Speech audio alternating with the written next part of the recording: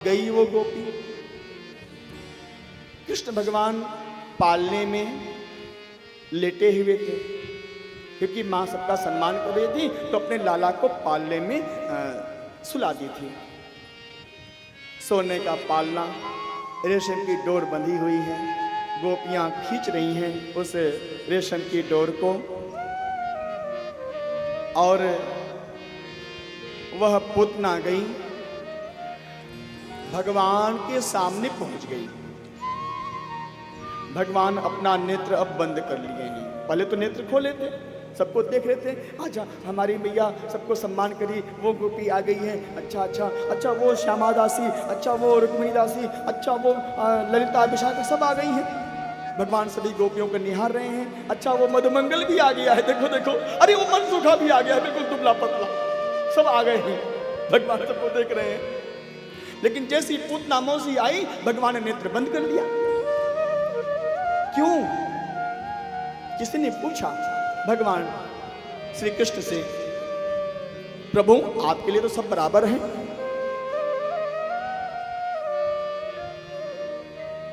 सब मम प्रिय, आपने स्वयं कहा है, तो आप पूतना के आने पर अपना नेत्र बंद क्यों कर लिए? भगवान ने कहा, सुनो, ये पूतना कौन है मालूम है? ये बाल हत्यारिन है।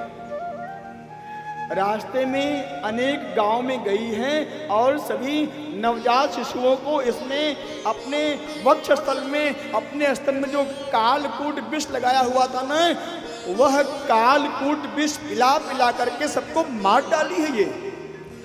इसलिए इस बाल हत्यारिन का मुख देखने से महापाप होगा, इसका मुख नहीं देखना चाहिए। जो बच्चों की हत्या करता है, जो स्त्रियों को मारता है, भगवान उसका मुख नहीं देखते, नहीं। अब पूतना ने क्या किया? भगवान को अपनी गोदी में उठा लिया। पूतना ने सोचा कि भगवान सो रहे हैं, गोदी में उठाकर धीरे से अपने पालव से, अपने पल्लू से ढक लिया, और कहीं कोई दूसरी गोपी देख तो नहीं रही है। सबसे नजरें बचाकर वह पूतना नंद महल से बाहर चली गई। एक विशाल जंगल था, वहां पर घनघोर जंगल, वहां पर चली गई, और अब पूतना ने अपना वास्तविक रूप बना लिया। अब पूतना अपने शरीर को बढ़ा रही है, बढ़ते बढ़ते बढ़ते बढ़ते, जो भगवान श्याम सुंदर पूतना मौसी की गोदी में थे, अब वो भगवान पूतना के हथेली में आ गए। भगवान तो छोटे से हैं और पूतना बढ़ते बढ़ते बहुत विशाल शरीर हो गया उसका, उसकी ऊंचाई बहुत ऊपर तक पहुंच गई। पूतना वहीं से भगवान को देख रही है, लेकिन भगवान किसको देख रहे हैं? भगवान पूतना को नहीं देख रहे हैं, बल्कि पूतना के हथेली में भगवान अपना सिर थोड़ा सा झुका लिए, तिरछा कर लिए, और 84 कोस के ब्रजमंडल के सभी गोपी ग्वाल को, सभी ब्रजवासियों के निवास को देख रहे हैं। भगवान ऊंचाई पर पहुंच गए हैं ना, सब दिखाई पड़ रहा है वहां से, 84 कोस की परिक्रमा दिखाई पड़ रही है। अब पूतना ने भगवान को मारने के लिए भगवान को अपने वक्षस्थल के पास लाया। कालकूट विष देने के लिए, पिलाने के लिए। भगवान सोचते हैं अब क्या करूंगा। संसार में कई लोग सोचते हैं, अपने भाग्य को कोसते हैं, मेरा भाग्य कैसा है। अब देखो भगवान, आपका भाग्य तो भगवान के भाग्य से बहुत सुंदर है जी। भगवान को छठी के दिन मैया का दूध पान करने का अवसर नहीं मिल पाया, और दूध की जगह क्या मिल रहा है? विष मिल रहा है। यही संसार है प्यारे। हम सोचते कुछ और हैं, हो कुछ और जाता है, यही संसार है। इसलिए जैसे भी रहो, जहां भी रहो, हमेशा भगवान का नाम सुमिरन करते रहो। संसार में जीवन जीने की यही एकमात्र कला है, आर्ट ऑफ लिविंग, यही एक कला है, नाम सुमिरन, बस। अब पूतना का भाव भगवान को मारने के लिए हुआ। भगवान के मुख में पूतना का स्तन। भगवान सोच रहे हैं अब क्या करूं मैं।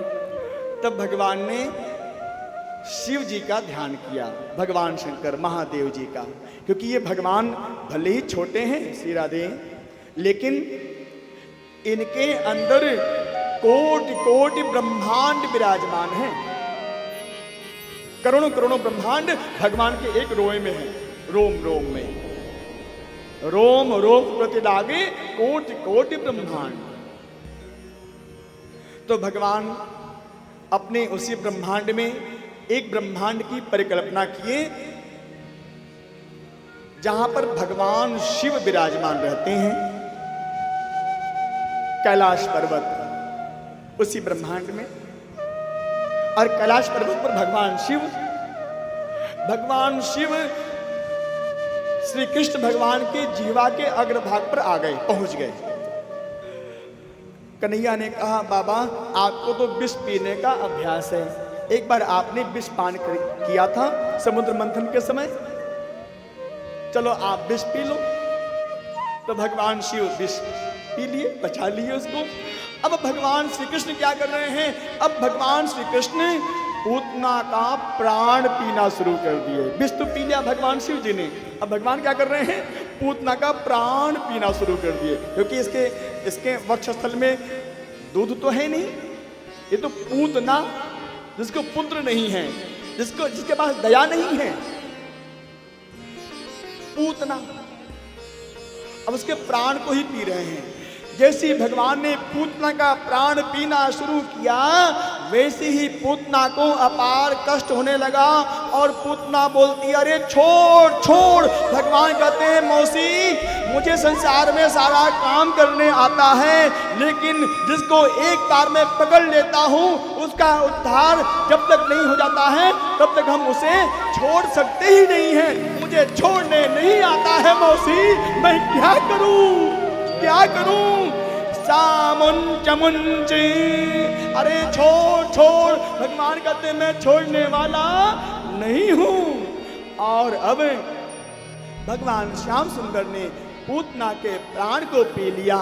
पूतना अब रक्त विहीन हो गई है, प्राण विहीन हो गई है, अर्थात अब पूतना विरक्त हो गई है, विरक्त। और जैसी प्राण पिया है भगवान ने, वैसी पूतना का शरीर धड़ाम से पृथ्वी पर गिर पड़ा है।